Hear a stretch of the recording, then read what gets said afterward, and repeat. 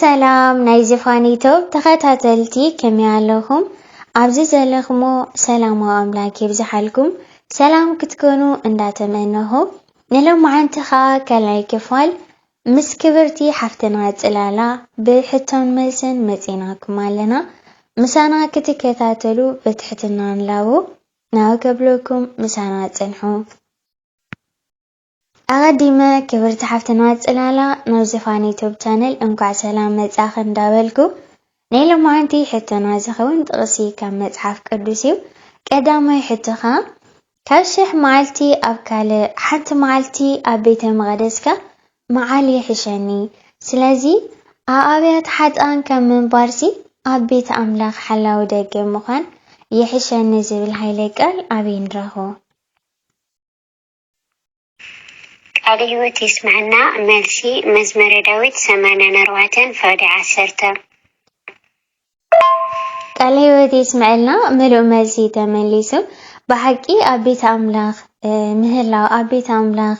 መዓል ማዕረኽ እንደይጥዑም ምዃኑ ዘማራይና ዳዊት ይገልጸልና ኩሉ ግዜ ኣብ ቤት ክንርከብ እግዚአብሔር ይደግፈና ሓራይ ናብ ካልኣይ ሕቶ ክነብል ከለናኻ ከምቲ ገሊኣቶም ንእግዚአብሔር ዝፍትንዎሞ ብኣማኣ ዝጠፉ ንክርስቶስ ኣይንፍትኖን ከምኡን ከምቲ ገሊኣቶም ዘምዝሙሞ እቲ ዝቐዝፍ መልኣኽ ዘጥፎም ኣይንዕዘምዝምን እዚ ኩሉ መለበሚ ክኸውን እዩ ዝበፅሖ ንኣና እቲ ኣብ መወዳእታ ዘመናት ንዘርክበና እውን ንተግሳጽ ክኾነና እዩ ዝተፅሓፈ ዝብል ሃይለ ቃል ኣበይ ንረኽቦ? ቃል ሕይወት ይስማዕና መልሲ ቀዳማይ ቆሮንቶስ ምዕራፍ 10 ካብ ፈቅዲ 9 ክሳብ 11 ቃል ሕይወት ይስማዕና ምሉእ መልሲ ተመሊሱ ሳልሳይ ሕቶ ክንከይድ ከለና ኩሉ ፍቆድ እዩ ኩሉ ግና ኣይጠቕመንን ኩሉ ፍቆድ እዩ ኩሉ ግና ኣይሃንፂ ንነብሰ ወከፍ ንጥቕሚ ብፀይዳ እምበር ሓደ እኳ ንጥቕሚ ርእሱ ኣይድለ ዝብል ሃይለ ቃል ኣበይ ንረኽቦ? ቃል ሕይወት ይስማዕና ቀዳማይ ቆሮንቶስ ምዕራፍ 10 ካብ ፈቅዲ 23 ክሳብ 24 ንረኽቦ። ቃል ሕይወት ይስማዕና ምሉእ መልሲ ተመሊሱ ኩሉ ፍቆድ እዩ ኩሉ ግና ኣይጠቅም ኢሉ ሃዋርያ ጳውሎስ ማለት እዩ ብሓቂ ኣብ ዓለም ከለኻ ኩሉ ነገር ፍቆድ እዩ ማንም ዝኸልክለካ የለን ምርጫኻ ኣለካ ግን ናይቲ ዘራኸ ኣብ መጨረሻ ግን ከም ተዓፅዶ ምዝካር ኣገዳሲ እዩ ማለት እዩ ስለዚ ኣከንዲ ንጥቕምኻ ንጥቕሚ ብፀይካ ክሰርሕ ክትግደስ ከም ዘለካ እዩ ዝምህር ሞ ከምኡ ከውን እግዚኣብሔር ሓግዘና ሕራይ ናብ ራብዓይ ሕቶ ክንከይድ ከለናኻ እቲ ክፅሊ ከሎ ወይ ክንበ ከሎ ርእሲ ዝግልቦ ሰብኣይ ነቲ ርእሲ ዝኾነ ክርስቶስ ይሕስሮ እታ ክፅሊ ከላ ወይ ክትንበ ከላ ርእሳ ዘይትግልቦ ሰበይቲ ድማ ከምታ ልፅይቲ ርእሳ እያ እሞ ነቲ ርእሳ ዝኾነ ሰብኣይ ተሕስሮ ዝብል ሃይለ ቃል ኣበይ ንረኽቦ? ቃል ሕይወት ይስማዕና ቀዳማይ ቆሮንቶስ ምዕራፍ 11 ካብ ፈቅዲ 4 ክሳብ 5 ንረኽቦ። ቃል ሕይወት ይስማዕልና ምሉእ መልሲ ፀጎ የብዝሕ ስለቃሉ ናይ ቃሉ ባለቤት እግዚአብሔር ምስጋና ዝፀሓዮ ሓራይ ሓምሳይ ሕቶ ክንከይድ ከለና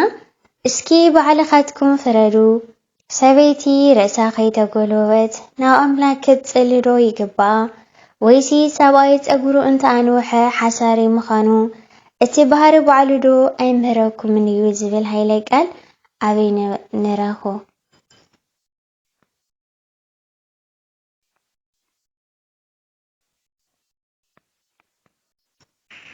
ቃል ሕይወት ይስማዕና ቀዳማይ መልእኽቲ ጳውሎስ ናብ ሰብ ቆሮንቶስ ምዕራፍ 11 ካብ ፈቅዲ 13 ክሳብ 14 ንረኽቦ። ቃል ሕይወት ይስማዕልና ምሉእ መልሲ ተመሊሱ ሕራይ ናብ ሻርሻይ ሕቶ ክንከይድ ከለናኻ ትንቢት እንተሎ ንሱ ክስዕር እዩ ምዝራብ ቋንቋታት እንተሎ ንሱ ክውዳእ እዩ ፍልጠት እንተዳኣሎ ንሱ ክሰዓር እዩ ፍቕሪ ግና ኮቶ ኣይተቋርፅን እያ ዝብል ሃይለ ቃል ኣበይ ንረኽቦ? ቃል ሕይወት ይስማዕና ቀዳማይ መልእኽቲ ጳውሎስ ናብ ሰብ ቆሮንቶስ ምዕራፍ 13 ፈቅዲ 8 ንረኽቦ። ቃል ህይወት ይስምዐልና ምሉእ መልሲ ተመሊሱ ሓራይ ናብ ሻርሻይ ሕቶ ክንከይድ ከለናኻ ኣሕዋተይ ብኣተሓሳስባኹም ከም ቆልዓ ይትኹኑ ብኽፋት ደኣ ንጹሃት ኩኑ እምበር ብኣተሓሳስባኹምሲ ብስላት ኩኑ ዝብል ሃይለ ቃል ኣበይ ንረኽቦ? ቃል ህይወት ይስምዐና ቀዳማይ መልእክቲ ጳውሎስ ናብ ሰብ ቆሮንቶስ ምዕራፍ 14 ፈቅዲ 20 ንረኽቦ። ቃል ህይወት ይስምዐልና ምሉእ መልሲ ተመሊሱ ስለ ቃሉ እግዚአብሔር ይመስገን። ናይ መወዳእታ ሕቶናኻ ኣንስቲ ኣብ ቤተ ክርስቲያን ክዛረባ ፍቓድ የብለንን እሞ ስቕ ይበላ ግናኸ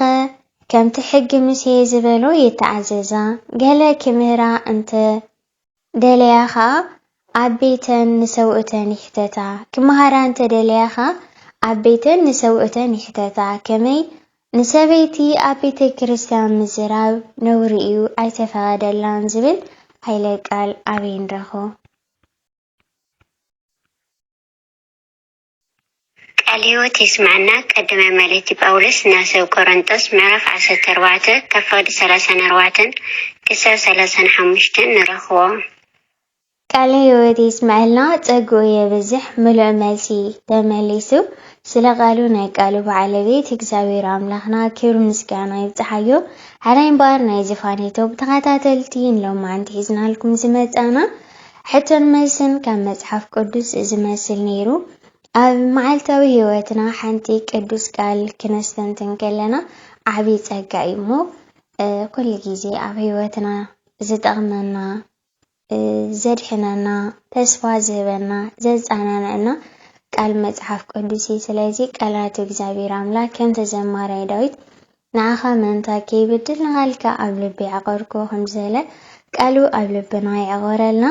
ሓራይ ኣብ ቀጻሊ ብኻልእ መደብ ክሳዕ ንመፀኩም ኣብ ለለኹምዎ ሰላምኩም እንዳተመነና ክብርቲ ሓፍትና ፅላላ ስለ ትንሳኤ ዝነበረክን ፃንሒት ከልብ እንዳመስገንኪ ኣብ ዘለኹምዎ ንኹላትኩም ሰላምኩም ይብዛሕ ባይ